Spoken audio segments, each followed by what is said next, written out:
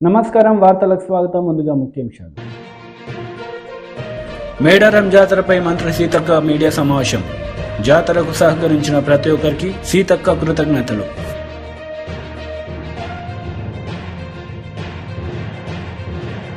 మంత్రి Ambati Rambabu press meet. TDP నేతలపై fire.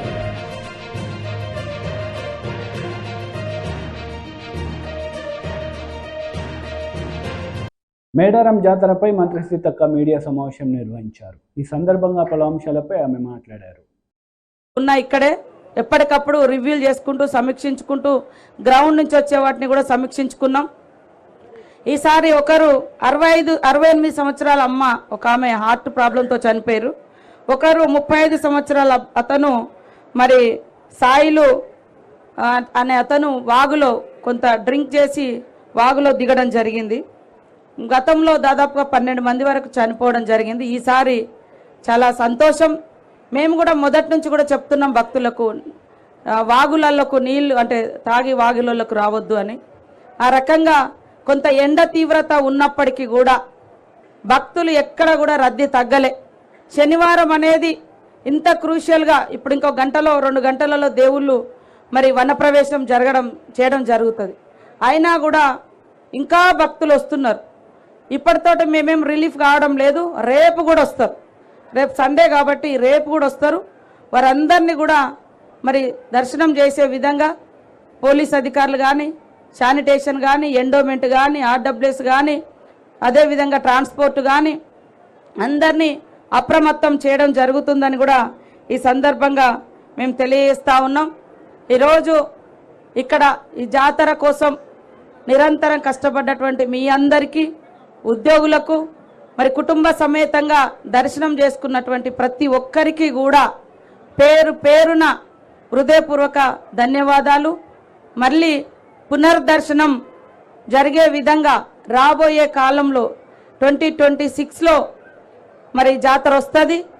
ఇప్పుడు ఉన్నటువంటి ఏమైనా ఇబ్బందులు అసౌకర్యంగా ఉన్నాయన్నీ కూడా మేము రివ్యూ చేసుకుంటాం. నెక్స్ట్ మినీ మేడారం మన తిరుగువారం జాతర అయిపోగానే మళ్ళీ అఫీషియల్స్తో మీటింగ్ పెట్టుకుంటాం, పూజార్లతో మీటింగ్ పెట్టుకుంటాం.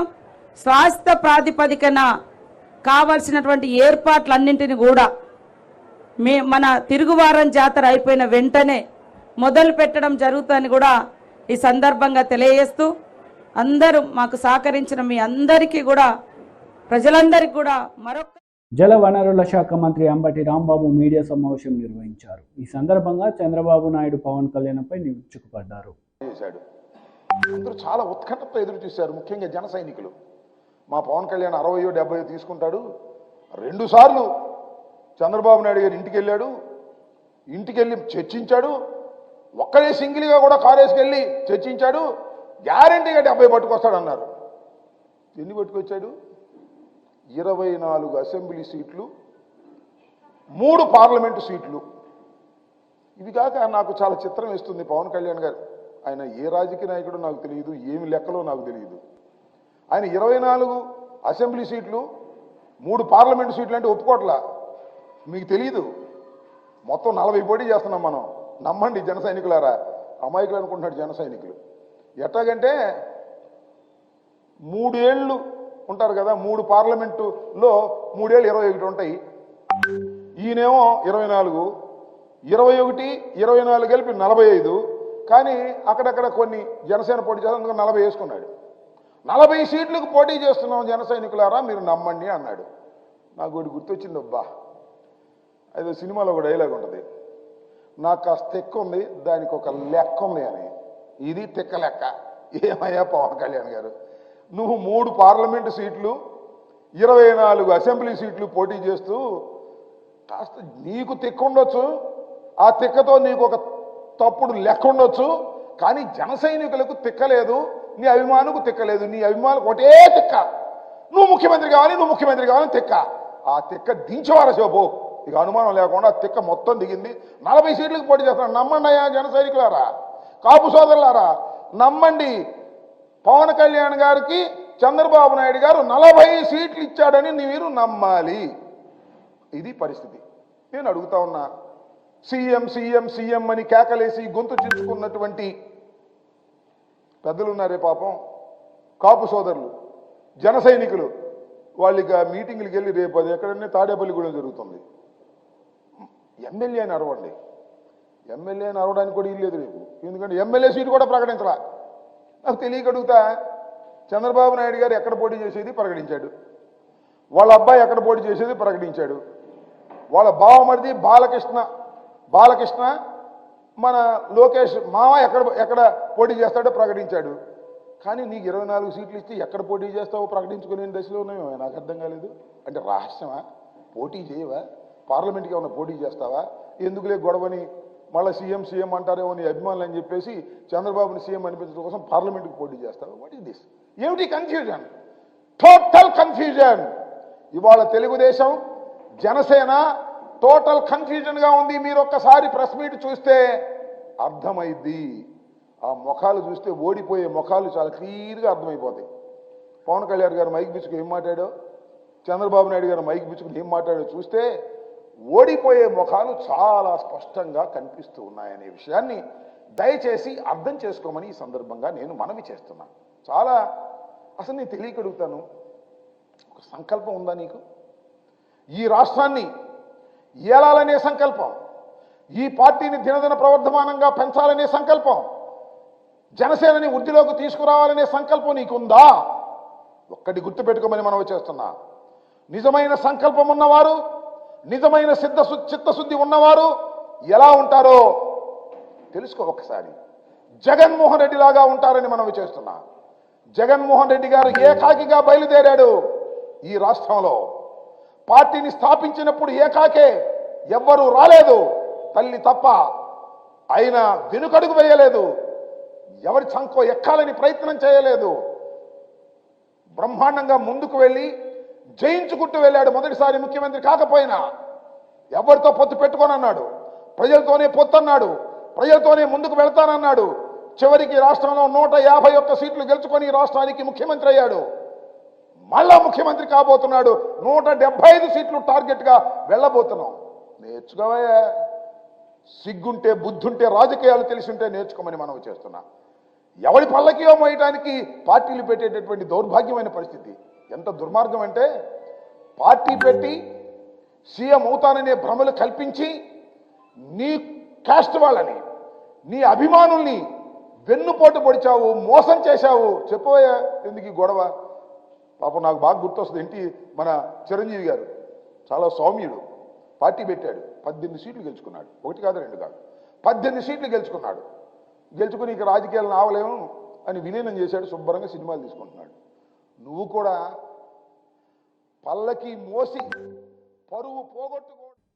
YCP leader YV Subba Reddy media సమావేశం నిర్వహించారు. ఈ సందర్భంగా పలు అంశాలపై ఆయన మాట్లాడారు. ఎటువంటి తీర్పు ఇచ్చారో చూశారు. మాట ఇస్తే నిలబడతాడు, మాట మీద నిలబడతాడు అనే నమ్మకం మా నాయకుడి మీద ఉంది కాబట్టి 2019లో ఆ తీర్పు ఇచ్చారు. మళ్ళా 2024లో కూడా అదే తీర్పు ఇస్తారని మేము భావిస్తున్నాం. ఈ ఎన్నికల్లో వైసీపీ ఒకటే సింగిల్ గా వెళ్తుంది. ఒకవైపు జనసేన టీడీపీ కూటమి, మరొకవైపు లెఫ్ట్ పార్టీస్ కాంగ్రెస్ కూటమి. ఓట్లు చీలికేమైనా రాబోతుంది. ఎన్ని కూటములన్నా రానియండి, ఎన్ని చీలికలైనా రానియండి. చీలికలు వచ్చినందువల్ల మాకు కొంత అడ్వాంటేజ్ ఉండొచ్చు, చీలికలు లేనందువల్ల వాళ్ళకు కొంత అడ్వాంటేజ్ ఉండొచ్చు. బట్ అల్టిమేట్గా ఎన్ని కూటములన్నా రానియండి, ప్రజలు మా గౌరవ ముఖ్యమంత్రి జగన్మోహన్ రెడ్డి గారిని ఆశీర్వదించడానికి సిద్ధంగా ఉన్నారు. ఎందుకంటే ఆ ధైర్యం మా నాయకుడికే ఉంది. ఎందుకంటే మా నాయకుడు చెప్తున్నాడు, మా ప్రభుత్వం వల్ల, నా వల్ల మీ కుటుంబాలకు మేలు జరుగుంటే మళ్ళా మమ్మల్ని ఆశీర్వదించండి అని. మీరు చెప్పే కూటమిలో వాళ్ళు ఎవరైనా అడగగలరా? ఆ ధైర్యం వాళ్ళకుందా? అది మా నాయకుడికి ఉంది. ఎందుకంటే ప్రజలకు మేలు చేశాం కాబట్టి ధైర్యంగా అడగగలుగుతాం. మమ్మల్ని ఆశీర్వదించండి, మా ప్రభుత్వాన్ని ఆశీర్వదించండి, మళ్ళా రాబోయే రోజుల్లో వైఎస్ఆర్ కాంగ్రెస్ పార్టీ ప్రభుత్వానికి ఓటేయండి అని ధైర్యంగా అడగలం. కానీ షర్మిల రూపంలో వైసీపీ ఓట్లు కొన్ని చీలుతాయనే వాదన. కాంగ్రెస్ పార్టీకి రాష్ట్రంలో అసలు మనుగడ ఉందా? అది ఆలోచించడం ముందు. అక్కడ సారథి ఎవరనేది తర్వాత ఆ విషయం. కాంగ్రెస్ పార్టీ ఈ రాష్ట్రానికి చేసిన ద్రోహం ఈ కాలంలో మన జనరేషన్లో ఉన్నంతకాలం మర్చిపోరు. అటువంటి కాంగ్రెస్ పార్టీ వల్ల ఓట్లు చీలుతాయని కొత్తగా నాయకత్వం ఎవరో వచ్చినందువల్ల మళ్ళా ఓట్లు చేరుతాయని అదంతా భ్రమే. అటువంటి పరిస్థితి లేదు.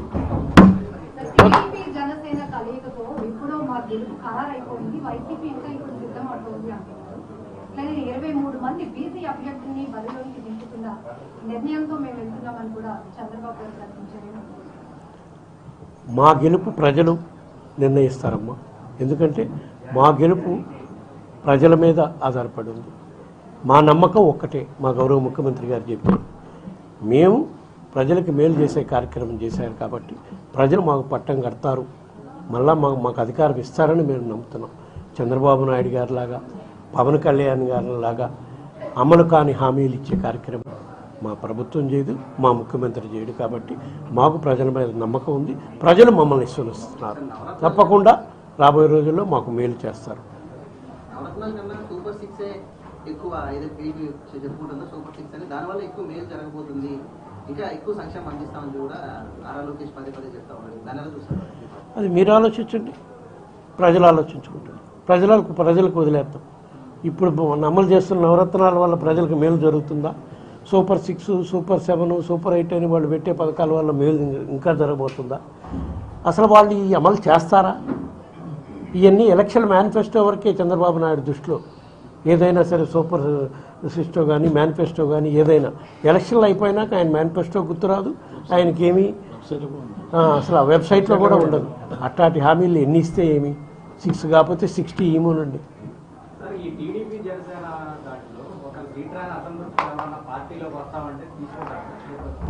అక్కడ ఆ నియోజకవర్గ పరిస్థితులను బట్టి, అవసరాలను బట్టి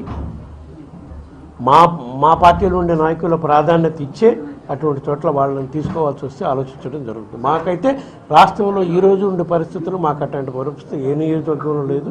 మా అభ్యర్థులంతా అన్ని నియోజకవర్గాల్లో కూడా బలంగా అభ్యర్థులు ఉన్నారు.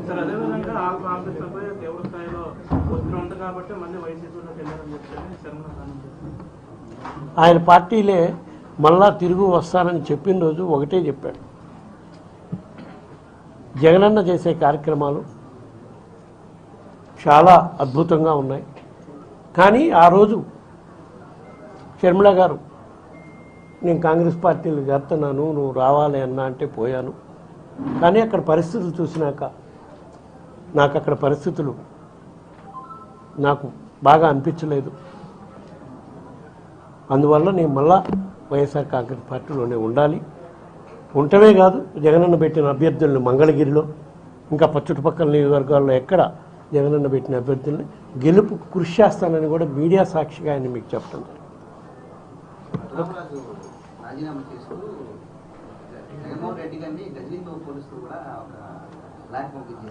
అంటే అటు గురించి మనం మాట్లాడుకోవాలి. ఆయన ఒక దాని గురించి మాట్లాడుకోవడం అనేది మనకు కూడా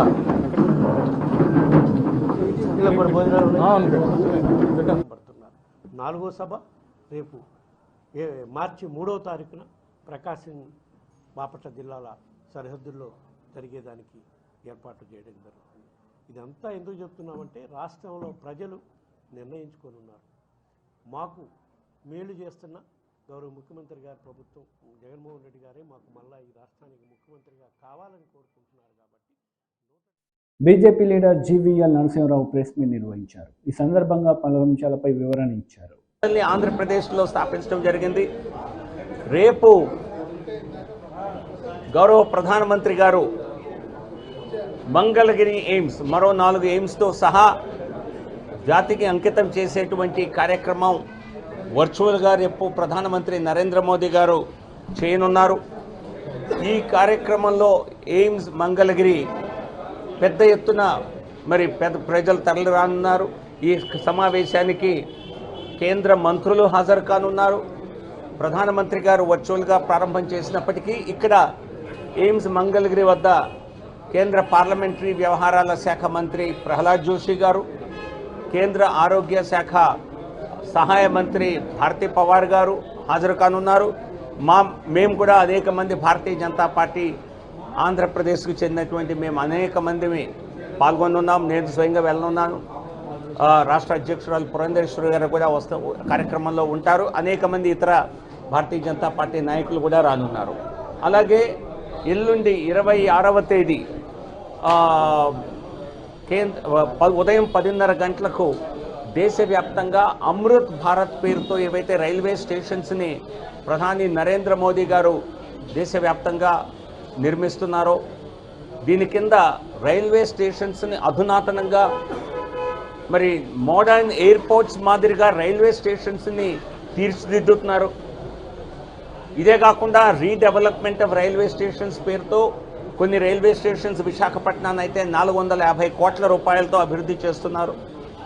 అదే విశాఖపట్నంలో మరో 2 స్టేషన్లు సింహాచలం అలాగే కొత్త వలస, ఈ విధంగా రాష్ట్రంలో అమృత్ భారత్ కింద మొదటి దశలో అభివృద్ధి తీసుకునే మొత్తం 78 రైల్వే స్టేషన్స్ని అభివృద్ధి చేస్తుంటే మొదటి దశలో టేకప్ చేసేటువంటి వాటన్నిటినీ కూడా ఎల్లుండి 26వ తేదీ ప్రధానమంత్రి మోదీ గారి చేతుల మీదుగా ఆ కార్యక్రమానికి శుభారంభం చేయటం జరుగుతుంది.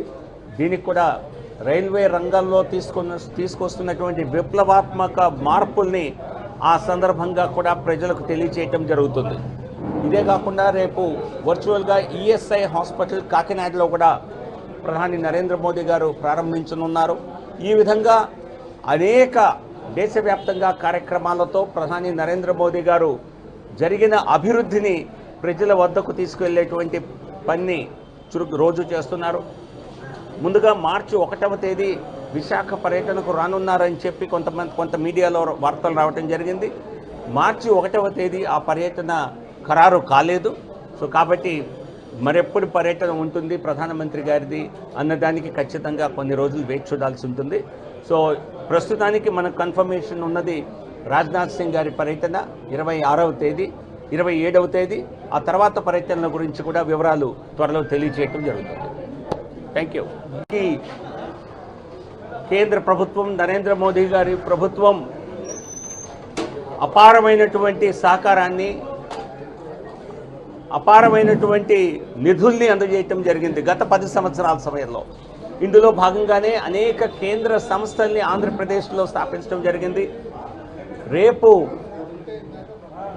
గౌరవ ప్రధానమంత్రి గారు మంగళగిరి ఎయిమ్స్, మరో 4 ఎయిమ్స్తో సహా జాతికి అంకితం చేసేటువంటి కార్యక్రమం వర్చువల్గా రేపు ప్రధానమంత్రి 26వ తేదీ ప్రధానమంత్రి మోదీ గారి చేతుల మీదుగా ఆ కార్యక్రమానికి శుభారంభం చేయటం జరుగుతుంది. దీనికి కూడా రైల్వే రంగంలో తీసుకొస్తున్నటువంటి విప్లవాత్మక మార్పుల్ని ఆ సందర్భంగా కూడా ప్రజలకు తెలియచేయటం జరుగుతుంది. ఇదే కాకుండా రేపు వర్చువల్గా ఈఎస్ఐ హాస్పిటల్ కాకినాడలో కూడా ప్రధాని నరేంద్ర మోదీ గారు ప్రారంభించనున్నారు.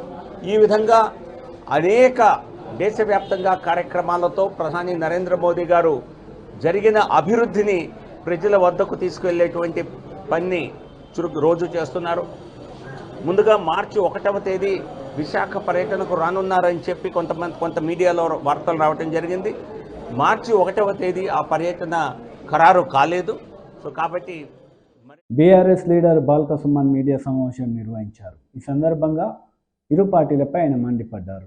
పోస్టులు పెడితే ఒక్కరి మీద కూడా కేసు కాదు, ఒక్కరిని కూడా మీరు పోలీస్ స్టేషన్కి పిలిచి మాట్లాడతలేరు. మా నాయకులు కార్యకర్తల మీద చాలా చోట్ల దాడులు జరిగితే ఎక్కడ కూడా మీరు కేసులు బుక్ చేస్తలేరు.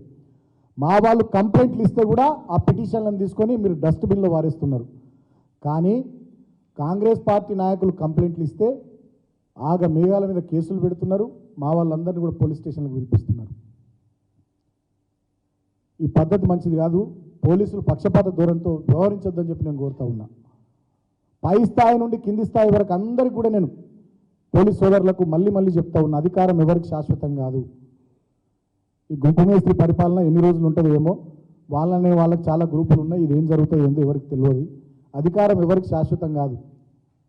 మీరు మా కార్యకర్తలు, మా నాయకుల పట్ల మీరు ఇష్టం వచ్చినట్టు ఎవరెవరు వ్యవహరిస్తున్నారో అన్నీ కూడా మేము గమనిస్తున్నాం.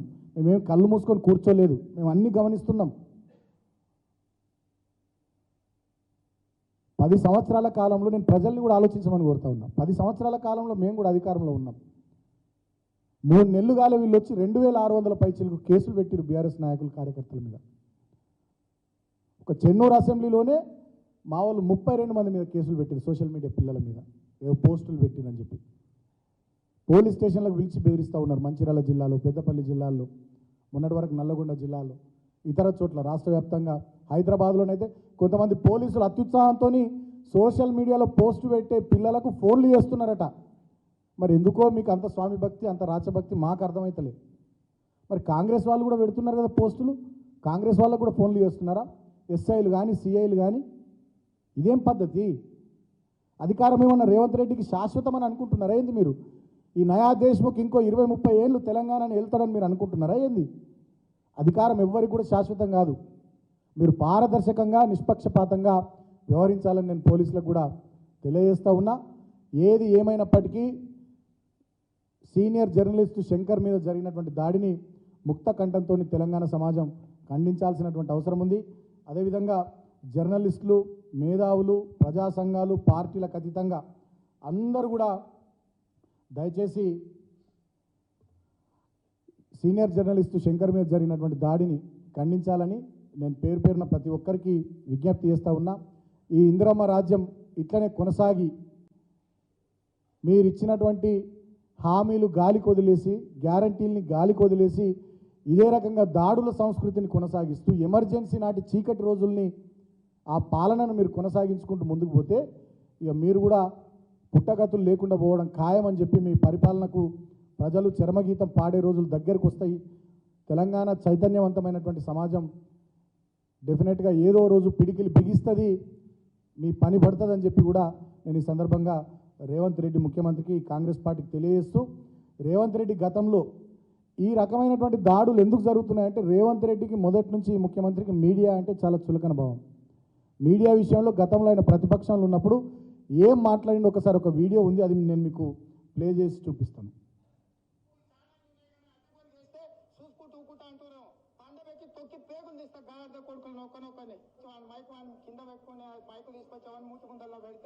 వాడు కూతలు కూస్తే వాటికి వివరించే ఓపిక తీరిక నాకు లేదు. అట్లాంటి లప్పుడు నా కొడుకులకు నేను సమాధానం చెప్పను. తన అమ్మ మొగుని ఇంట్లోనే అన్ని తెచ్చి చూపించుకోమని చెప్పు, టీవీలో వేసుకో, నాకేం అభ్యంతరం లేదు. మళ్ళొక్కసారి మీకోసం మళ్ళొక్కసారి చూపిస్తుంది. లోపల నా కొడుకులు ఛానళ్ళు ఉన్నాయి కదా, అడ్డగోలు చేస్తే చూసుకుంటూ ఊకుంటా అంటున్నాం. పండబెట్టి తొక్కి పేగులు తీస్తా గాడిద కొడుకులు నొక్కనొక్కని. మైకు కింద పెట్టుకుని మైకు తీసుకొచ్చామని మూతుకుండల్లో పెడితే వాడు కూతలు కూస్తే వాటికి వివరించే ఓపిక తీరిక నాకు లేదు. అట్లాంటి లప్పుడు నా కొడుకులకు నేను సమాధానం చెప్పను. తన అమ్మ మొగుని ఇంట్లోనే అన్ని తెచ్చి చూపించుకోమని చెప్పు, టీవీలో వేసుకో, నాకేం అభ్యంతరం లేదు. ఎమ్మెల్యే ఏలూరు సాంబశివరావు మీడియా సమావేశం నిర్వహించారు. ఈ సందర్భంగా ఆయన మాట్లాడుతూ పర్చూరు సర్వోత్తముఖాభివృద్ధికి కృషి చేస్తానని హామీ ఇచ్చారు. ఈరోజు తెలుగుదేశం పార్టీ జాతీయ అధ్యక్షులు శ్రీ నారా చంద్రబాబు నాయుడు గారు, జనసేన అధినేత శ్రీ పవన్ కళ్యాణ్ గారు కలిసి రాబోయే ఎన్నికల్లో రెండు పార్టీల ఉమ్మడి అభ్యర్థుల్ని 99 స్థానాలకు ఈరోజు ప్రకటించారు.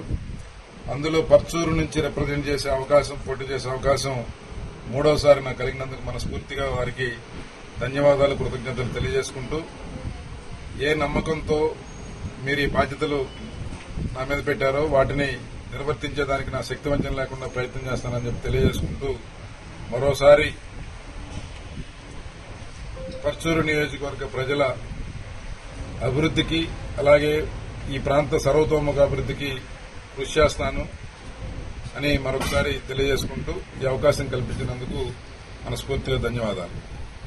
ఈరోజు రాష్ట్రంలో ఉన్న పరిస్థితులు ప్రజలందరూ కూడా మరొకసారి మననం చేసుకోవాలి. ఈ 5 సంవత్సరాల అరాచక పరిపాలనను ఇంటికి పంపించాల్సిన అవసరం ఉంది. ఎన్నో మాయమాటలు చెప్పి అధికారంలోకి వచ్చాడు జగన్మోహన్ రెడ్డి. 5 సంవత్సరాలుగా కేవలం సొంత సంపాదన, సొంత వ్యవస్థని పటిష్టం చేసుకోవడం మాత్రమే, రాజకీయ ప్రయోజనాల కోసం మాత్రమే ఉపయోగించుకున్నాడు కానీ రాష్ట్ర ప్రయోజనాలని కనీసం పట్టించుకున్న పాపాన పోలేదు. వ్యవస్థలన్నింటినీ కూడా భ్రష్టు పట్టించారు. పారదర్శకత లేదు. కేవలం అవినీతి కోసం ప్రభుత్వాన్ని, వ్యవస్థల్ని వాడుకొని ప్రజలతో ఆటలాడుకున్న ప్రభుత్వాన్ని మనం చూశాం. మద్యంతో వ్యాపారం చేస్తున్న ప్రభుత్వాన్ని చూశాం. ప్రజల సమస్యల్ని చెప్పుకునే పరిస్థితి కూడా ఈ రాష్ట్రంలో లేదు. ఏదైనా ప్రజా సంఘం కానీ, ఏదైనా పాత్రికేయుడు కానీ, ఏదైనా ఎవరు మాట్లాడినా సరే వారు గొంతు నొక్కేయటం, వారి మీద అక్రమంగా కేసులు పెట్టడం, బెదిరించడం, భయపెట్టడం. 5 సంవత్సరాలు ఒక నిరంకుశ రాజకీయానికి జగన్మోహన్ రెడ్డి గారు తెరలేపారు. ఇది రాష్ట్ర భవిష్యత్తుకి మంచిది కాదు. రాష్ట్ర ప్రజలకు అంతకన్నా మంచిది కాదు. భవిష్యత్ తరాలకి చాలా ఇబ్బందికరమైన పరిస్థితి సృష్టించారు. కాబట్టి వీటన్నిటినీ సమర్థవంతంగా ఇప్పుడు ఈ రాష్ట్రంలో సమస్యల వలయంలో పెట్టేశారు. 10 లక్షల కోట్ల రూపాయలు అప్పు చేసి ఈ రాష్ట్ర భవిష్యత్తుని పూర్తిగా కింద పడేశారు. ఇలాంటి పరిస్థితుల్లో ఒక సమర్థవంతమైన నాయకత్వం, రాష్ట్ర ప్రయోజనాల పట్ల ఒక నిస్వార్థపూరిత నాయకత్వం మాత్రమే ఈ రాష్ట్రాన్ని గట్టెక్కించగలదు. అది కేవలం చంద్రబాబు నాయుడు గారు, పవన్ కళ్యాణ్ గారి ద్వారా మాత్రమే సాధ్యపడుతుందని చెప్పి రాష్ట్ర ప్రజలు విశ్వసిస్తా ఉన్నారు. దీనికి రాబోయే ఎన్నికల్లో ఒక అద్భుతమైన మెజార్టీతో జనసేన తెలుగుదేశం కూటమి గెలుపొందబోతుందని చెప్పి ఆకాంక్షిస్తూ, అందులో ఖచ్చితంగా పర్చూరు కూడా ఉంటుంది. దానికోసం తెలుగుదేశం పార్టీ నాయకులు, కార్యకర్తలు, అభిమానులు, అలాగే జన సైనికులు అందరినీ కలుపుకుపోయి గతంలో ఎప్పుడూ రాని విధంగా ఒక మంచి మెజార్టీతో ఈ నియోజకవర్గాన్ని రిప్రజెంట్ చేసే పరిస్థితి తీసుకొస్తామని చెప్పి తెలియజేసుకుంటూ నమస్కారం. Thank you. వార్తలు ముగించే ముందు ముఖ్యాంశాలు మరోసారి. మేడారం జాతరపై మంత్రి సీతక్క మీడియా సమావేశం.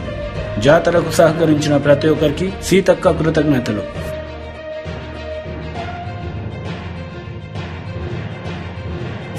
మంత్రి Ambati Rambabu press meet. TDP నేతలపై ఫైర్.